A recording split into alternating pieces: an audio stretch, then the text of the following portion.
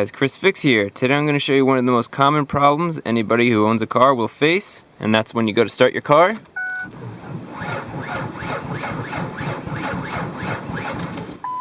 It just won't start. Now I think you could hear that my battery definitely sounds low. I'm going to do it one more time. I want you to listen.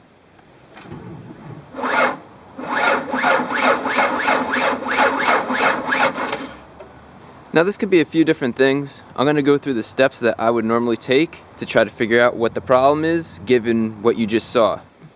So that you could get a little bit of background information, when I go to start the car, well now it won't even crank, but when I went to start the car, it was cranking. So you know that the starter's engaging, you know that the engine's spinning. I drove this car last night, it's been parked in my driveway, and the battery went dead. While I was driving, I did not see any battery light come on.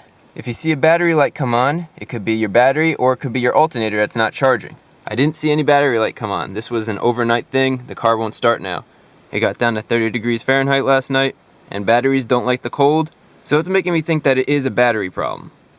Also, if you look at the clock, right now it's not 12 o'clock, it's 2:30. On most cars, when you lose battery power, your clock will reset to 12 o'clock, so we know we lost battery power. Now what I'm going to do with the car in the run position, I'm going to turn the headlights on, and you can see, I shut the headlights, turn it on. The dimming of the lights and the beeping are all indicators that we have a dying battery.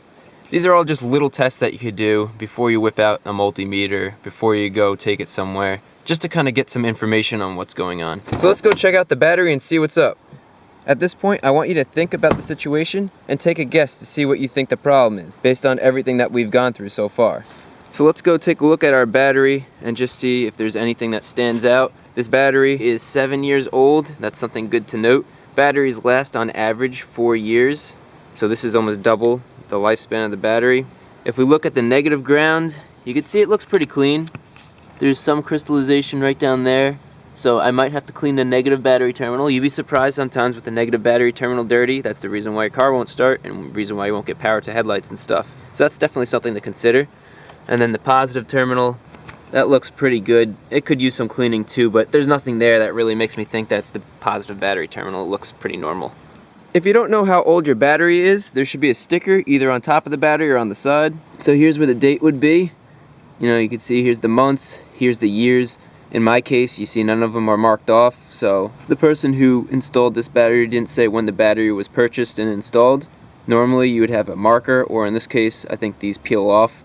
So let's just say in April of 2005, you bought this battery and had it installed. So the April mark and then the number 5 mark will be marked off. I think this one has a 3-year warranty. Yeah, it says 3-year warranty, and then sometimes they're prorated after that, so you get some money back if it's like 5 years and it goes bad. Either way, you get the idea. That's how you check to see when your battery was purchased and installed, and that could help you figure out if you think it might be the battery. Like I said, 7 years is a long time for a battery.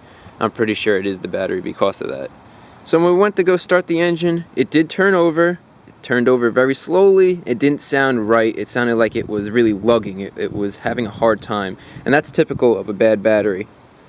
So without any equipment, just listening to things, just doing some diagnostic stuff, checking the clock on the radio, listening to hear the engine turning over, making sure everything's actually engaging, hearing that the starter sounds like it's going slow. Just by hearing stuff like that, we don't even need to use a multimeter or any special equipment to get an idea what the problem is. Now if you don't have a multimeter, the next thing you could do is just jump start your car battery, charge it up, whatever you need to do to get charge into this and start your car, and then go over to your local auto parts store. They'll check your battery for free, and they'll actually put a load on it, and they'll tell you if the battery's bad, and then they could also check your alternator for free to tell you if the alternator is what's causing the battery problem. There is a slight chance that you could have a draw, a parasitic draw, which means something is using battery power while the engine's off, and it's using too much battery power, so overnight your car goes dead, but I don't think that's the situation here. But since I do own a multimeter, I have it set to 20 DC volts. I'm going to turn it on. Good. I have my 2 leads here. You can see here it's at 0 volts. I'm going to go black to black, red to red. 10 volts. That should be 12.6 or anywhere around 12.6. So this just further confirms that our battery is most likely the culprit. When you're testing with the multimeter, you want to make sure that your prong here is on this battery head and it's nice and clean. You want a good connection. If this is all dirty and greasy and you put this on there, you might not get any voltage, or you might have weak voltage. So you can see the top of my battery post is very clean. I have a good connection, and that goes for the black negative side and for the red positive side. Both are clean and ready to go.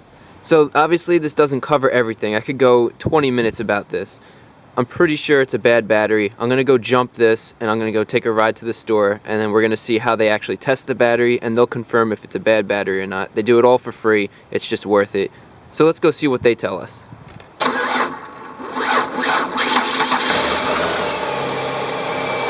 Now, because the car started up when I used the battery jumper, you could hear it actually still lagged, but then finally there was enough juice in that jumper to get it started. And because I'm not getting a battery light as the car is running, and I mean I could turn my headlights on and I still won't get the battery light. I could add the blower motor here. Let's turn it up all the way. Still no battery light. The car didn't stall. So I don't think it's an alternator problem. I think it's a bad battery. And again, I'm just going through things that it might be, just so that you could get an idea of how to do all these tests without even using a multimeter. You could be on the side of the road with no tools at all and be doing these little simple tests just to check things out. So let's go out, have your local parts store check the battery, and we'll see how bad this battery actually is. I'm here at the local auto parts store, and they're gonna test out our battery for me. So it's just gonna connect this load tester, put a load on the battery. We're getting a printout of the results. Replace battery. Okay, so just as we thought, we need to replace the battery. The voltage was good, which makes sense because we just ran the car for 15 minutes to get to the store. That was 13 volts. The cold cranking amp should have been 850, but it was 315. And then it said the battery failed and it should be replaced. So even though we're gonna go inside and they're gonna show us what battery that we need, you just wanna double check on the battery somewhere. It will tell you how many cold cranking amps. Right there it says there's 850 cold cranking amps, 1,000 regular amps, and then the size of the battery is 65N. So I just got back from paying, and by the time I even get back, they already have the new battery in and I'm ready to go. So let's see if she starts up.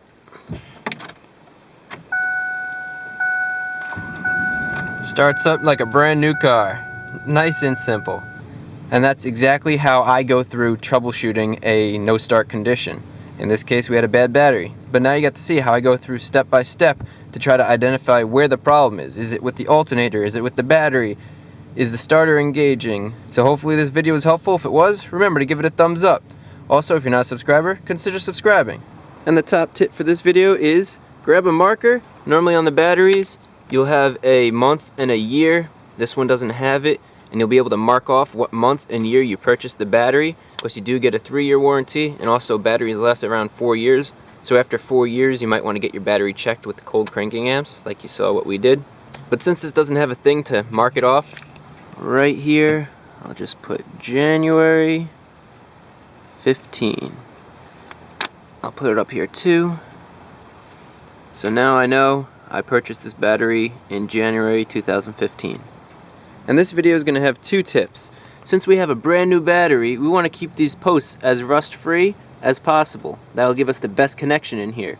Normally, I'd recommend using something like WD-40. Everybody has WD-40. You just spray a little bit on there and you're good to go. But I got something even better. This stuff is called Get Some 1000. It's a spray lubricant. It lasts even longer than WD-40. Just get a little bit on there. Just like that. Get our positive terminal here.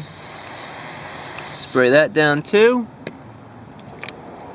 And now our terminals are protected and they'll stay clean and corrosion free and you're good to go.